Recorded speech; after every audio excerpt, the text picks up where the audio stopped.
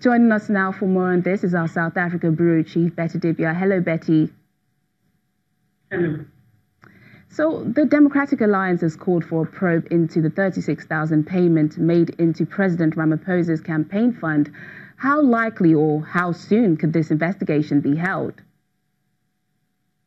Well, it depends on what is found out. Right now, there isn't exactly a probe. What we understand is that the leader of the Democratic Alliance, Musi Maimane, is going to make what is called the PIA application. That's the Promotion of Access to Information Act, to find out the dealings, the details of contracts between Andile Ramaphosa, that's the son of the president, and this particular company, and every other business dealings. If this donation or this money that has been paid, if there was something dodgy about it.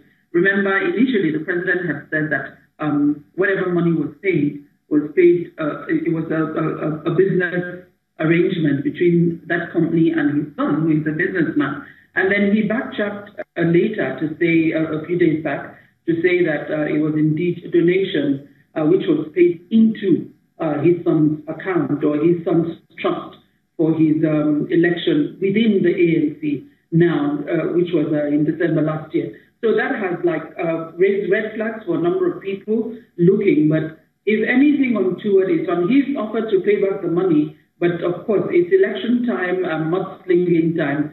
So the opposition is something the opposition, are likely to hold on to for a long time to ensure that they, if not drag him down, but at least dent a bit of his image and probably try to dent the image of the party, which is already dented on many fronts because of the activities and findings involving officials of the ANC. So, okay, let's say this probe does go on and the president is found guilty. What punishments is he likely to face? I don't know about punishment. I guess we'll have to wait and see if indeed it gets to, say, the public protector and he's accused of, or their allegations or their findings that he's done wrong. It depends on what the pronouncements of the public protector, the Chapter 9 institution that polices what these government officials are doing. And it depends. It may just be the pay back the money which was done to President Zuma at the time when he was asked to pay back the money regarding Nkandla. Or it may just be something else, but we'll have to wait to find out. Well, considering the fact that the president has staked his reputation on rooting out corruption, what effect could this admission have on his anti-corruption campaign? Everybody, I guess every citizen, every part of the country, people want true governance. People want governance devoid of corruption.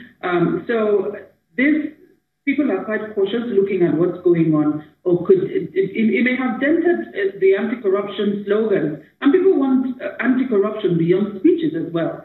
So people hope that they will walk the talk regarding the fight against corruption, the anti-corruption campaign, not just saying things. I guess that's the much people can do at the point. And we'll keep watching. Election is coming. People are going to judge based on the activities and the reactions to some of the findings of what is being done to actually stop, not just what's being said. It's the walking of the talk. Do you think it could affect ANC in the next year's national election? ANC has a tough task, but it has its advantages as well, being the biggest party at this point. It may fare better than the Zuma, or the second coming of Zuma. It may fare better, but I don't think this particular incident on its own could cause more damage than has already been caused by some of the activities of the officials of the ANC. But then again, election time, they will still find out. The other parties are grappling with some of their own issues.